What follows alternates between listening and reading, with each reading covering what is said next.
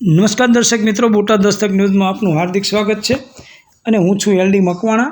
આપ જોઈ રહ્યા છો બોટાદ દસ્તક ન્યૂઝ. હવે પછીના સમાચાર વિગતવાર.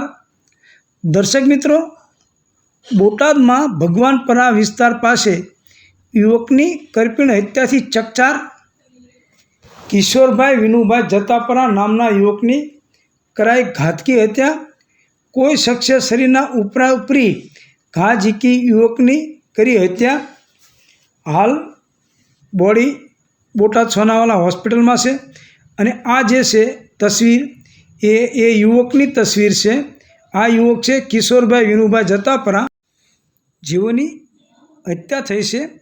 અને આ કિશોરભાઈ વિનુભાઈ જતાપરા તેઓનું ઘર રાંગણી શેરીમાં છે અને ગઢડા રોડ ઉપર તેઓની હત્યા થઈ છે. અને હાલ Botad police dead body Botad Sonawala hospital લાવી અને પીએમ માટે કાયદેસરની કાર્યવાહી અને ફરિયાદ લેવાની તજવીજ કરી રહી છે.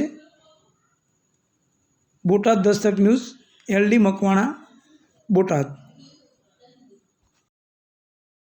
તમારું નામ? આરતી. આરતીબેન, આજે બનાવ બન્યો છે, તમારે શું થાય છે? ઈ માર ભાઈ થઈશ.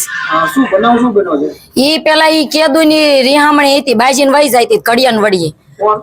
ઈની વહુ કડિયા વડીએ વહી જાતી હતી. ઈને તેડવા જાતો તો ને આવતી નહોતી, એટલે ઈને બાપાએ આને મારી નાખ્યો. કોણ કોણ વ્યક્તિ છે? કોણ શું નામ છે? ઉર્વી, પછી હાદુ, ધર્મેશ અને ખુશી. એ આને શું થાય છે? એને હા હું ને હા હારા અને એને વહુ અને એને ભાઈ. શું કારણોસર એને માર્યો છે? એને આ તેડવા ગયો તો એમાં અગાઉની કાંઈ નહોતી, બસ ઈ તેડવા જાતો તો એને આવવું નતું. બનાવ ક્યારે બન્યો? બનાવ તો હું આમ બાર ગામ ગઈ હતી, આવી તા મને ફોન આવ્યો કે એને આવો બનાવ બની ગયો, 6 વાગે બન્યો હશે. તમારી માંગ શું છે? હે તમારી માંગ શું છે? મારે એના શારે લાવો ત્યાં સુધી નાથી લેવાનું થતો નથી મારે. અને શારે ને અહીંયા પૂરવાના છે ને પછી હું લેવાની, ત્યાં સુધી લાસ્ટ લેવાની નથી. 3 દી એક 10 દી થાય, બાકી લેવાની આજે નહીં થતી કાલે નહીં થાય. શારે હાજર કરે ને પછી હું લેવાની છો, ત્યાં સુધી લેવાની થતી જ નથી મારી.